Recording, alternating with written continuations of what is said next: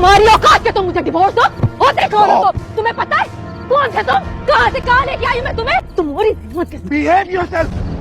تمہیں بتایا میں کون ہوں؟ مبشرہ، مبشرہ جعفر ہوں میں، اور تم اپنی اوقات مبشرہ وہ پاگل میں۔ ادھر آؤ، میں بات کرتا ہوں اس سے 1 منٹ۔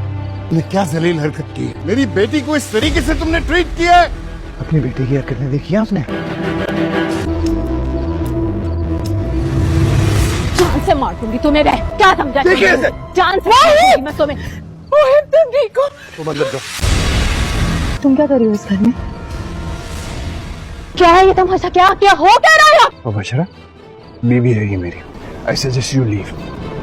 ٹھیک ہے چاہے پلیز لیٹس گو۔ مبشرہ منع کیا ہے میری تمہیں۔ Uncle she has lost her mind. اسے لے جائے اس سے پہلے کچھ ہو۔ لے کر جائے اسے پلیز۔ تمہیں منع کیا مبشرہ۔